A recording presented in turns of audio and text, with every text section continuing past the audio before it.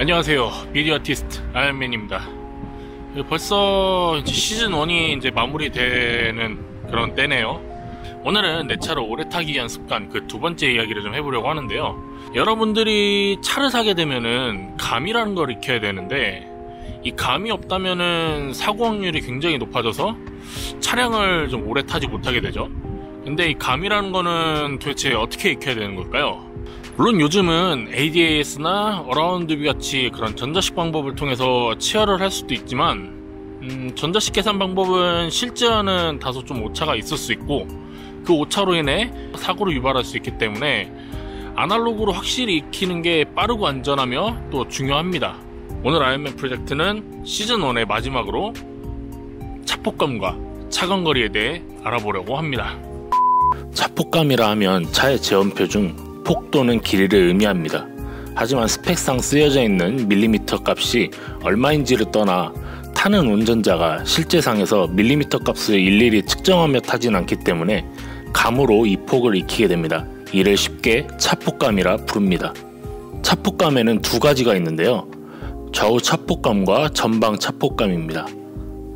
좌우 차폭감은 흔히 골목길과 같은 좁은 도로를 지날 때 차량의 옆을 긁을까봐 겁이 날 때 필요하고, 전방 차폭감은 앞차와의 거리에 대한 감이 없어서 겁이 날 때 가장 필요한 요소입니다. 좌우 차폭감을 익히는 방법에는 두 가지가 있는데요.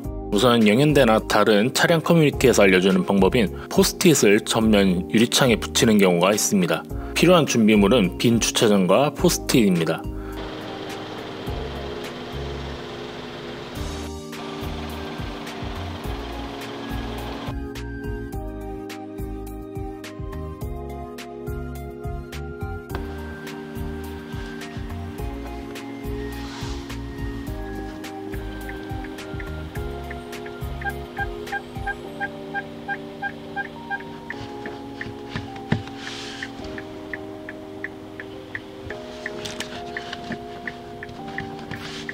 차상의 라인을 그어서 쭉 봤을 때 거의 일치함을 볼 수 있죠.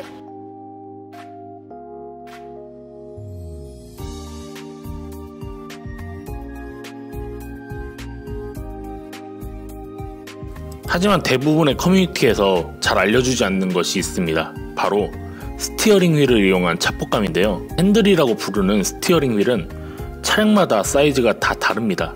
소형차가 다르고 또 SUV가 다르며 화물차나 버스가 또한 다릅니다. 그런데 이 스티어링 휠이 왜 차폭감을 맞추는 데 좋냐고요? 그것은 바로 스티어링 휠의 지름이 차선 안으로 쏙 들어오는 것만으로도 거의 정확하게 차폭이 맞기 때문입니다. 스티어링 휠로 차폭감을 정확하게 잡는 방법은 시트 포지션을 먼저 세팅하는 것부터 시작합니다. 본인이 앉기에 바른 자세로 앉지만 가장 편한 자세를 먼저 세팅을 해야 합니다. 스티어링 휠은 보통 10시 10분 혹은 9시 15분 방향으로 잡아주는데, 이때 올바르게 잡은 스티어링 휠이 바로 여러분의 좌우 차폭감입니다. 시트 포지셔닝이 바른 상태에서 좌우 차선 안에 쏙 있으면 차는 아주 잘 가고 있는 것이죠. 약간의 오차는 있을 수 있지만 아날로그 감을 이렇게 익히는데 사실 가장 빠른 방법입니다. 두 번째로 차폭감 중 전방 차폭감에 대해 알아보도록 하겠습니다. 편의상 전방 차폭감을 차간거리라고 칭하겠습니다. 차간거리를 가장 확실하게 익힐 수 있는 방법은 도로의 점선을 통한 방법인데요. 차선은 교통안전표지 설계 지침 및 노면 설계 시방서에 따라 일정한 간격으로 그려졌기 때문에 점선 간격만 알게 되면 감을 가질 수 있게 되죠.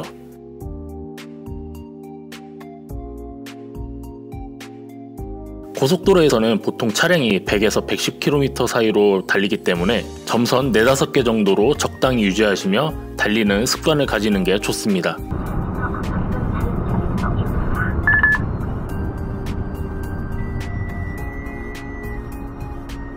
시가지 도로에서는 꼬리를 물고 운전하는 경우가 많기 때문에 바짝 붙여서 가기보다는 타이어를 사리는 정도의 간격을 유지하며 가는 게 좋습니다. 물론 공학적으로 계산할 수 있는 방법은 있습니다. 주행속도의 제곱을 100으로 나누면 차간거리가 계산이 되는데요. 그러나 이는 이론상의 내용이고 보통은 시속의 절반 정도, 고속도로에선 시속만큼의 거리를 두면 됩니다.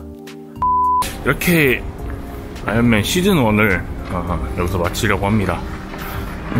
여러가지 시도도 해봤고 좋았던 부분도 있고 좋지 못했던 부분도 있지만 뭐 여튼 시즌1이 이렇게 종료가 됐고, 시즌2가 계속된다면 아마 방향은 조금 바뀔 것 같아요.